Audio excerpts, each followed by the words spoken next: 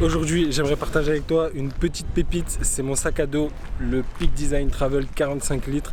C'est un sac qui a été fait, pensé, optimisé pour nous, chers créateurs, photographes, vidéastes, voyageurs. Je vais trouver un petit coin à me poser. On va rentrer un peu plus en détail, mais je te laisse avec quelques images.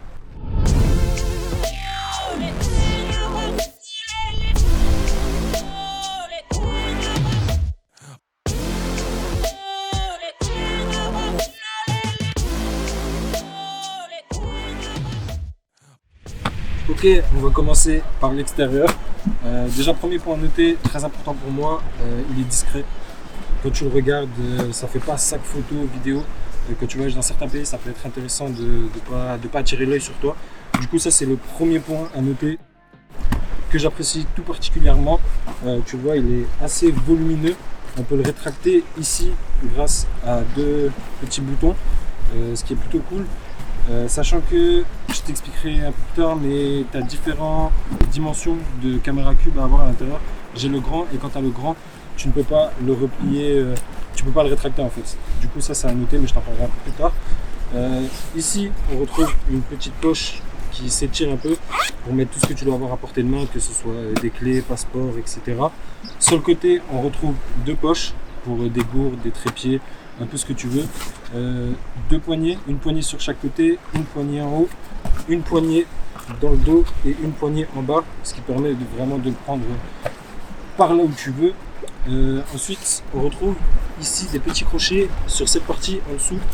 C'est une petite partie avec des aimants pour sortir des sangles que tu peux accrocher en croix comme ça. Tu en as en haut, tu en as en bas, un peu partout pour accrocher des vêtements sales en dessous, des chaussures, un trépied, un pull. Tu peux accrocher vraiment ce que tu veux. Sur les côtés, derrière les poches, on retrouve aussi des petites poches à tirettes assez discrètes pour pouvoir y mettre un peu ce que tu veux. Quelque chose que j'apprécie tout particulièrement sur ce sac, c'est qu'on retrouve un système à fermeture aimantée pour pouvoir enlever les sangles, pouvoir les ranger. On referme et du coup on se retrouve avec un sac sans sangle, et ça c'est vraiment top dans le transport en commun, dans l'avion, ou même quand ton sac est lourd et que tu veux le prendre par ses poignets, tu n'as aucune sangle qui traîne, tu as vraiment une sorte de valise en fait, et ça je trouve ça vraiment top, c'est super bien pensé. Ça c'est un gros point fort de ce sac, enfin pour moi en tout cas. Une fois que toutes les sangles sont dépliées, tu te retrouves avec 4 sangles, plus encore une petite attache au milieu pour pouvoir encore un peu te soulager du poids. Sur les côtés du sac, on retrouve une poche avec accès rapide à l'intérieur du sac pour mettre le boîtier. Cette poche, tu la retrouves des deux côtés. Il me semble aussi que sur le caméra cube, sur le caméra cube, tu as aussi cette partie des deux côtés. Ça te permet d'optimiser ton sac un peu comme tu veux et d'y avoir toujours un accès rapide. Au niveau de la poche avant, on retrouve 1, 2, 3, 4 petits rangements. Si on enlève les tirettes encore ici, on se retrouve directement à l'arrière du compartiment du sac. À l'intérieur, ça se présente comme ça. Tu as un rangement pour le PC, pour la tablette. À l'intérieur, tu as le caméra cube. Alors, il faut savoir que pour cette gamme de sacs de Peak Design, ils te vendent le sac seul, vide. Et ensuite, tu vas acheter les caméras cubes dont tu as besoin. Moi, j'ai opté pour le caméra cube, le grand, pour mettre le plus de matériel possible. Mais tu peux en acheter un petit avec deux pochettes qui te proposent. Tu en as pour les habits, tu en as pour les chaussures, tu en as pour les accessoires, pour tout ce qui est affaires de bain, etc. Moi, j'ai pris le grand caméra cube, mais il faut savoir que tu peux optimiser ton sac un peu comme tu veux. Mais du coup, c'est des frais en plus.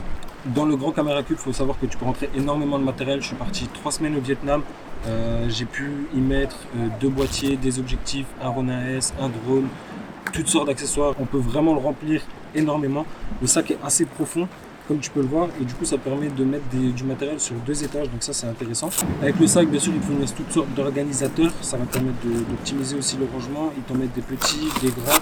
Ils te mettent aussi des petits où tu peux une fois mis, tu peux le replier, et pareil, ça te fait des rangements sur 2 étages.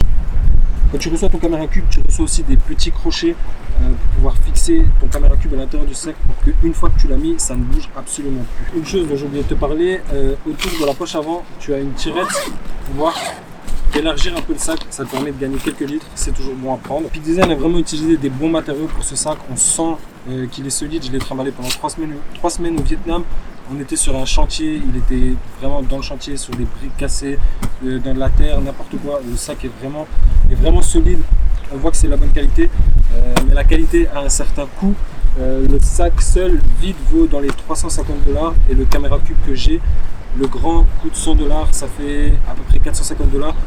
Pour une config comme celle-ci, certes c'est un coût, mais je vois ça plus comme un investissement parce que c'est un sac qui va me durer sur le temps. Je préfère investir une fois dans un bon sac optimisé que d'investir dans des sacs à 100, 200 $ tous les 2 ans.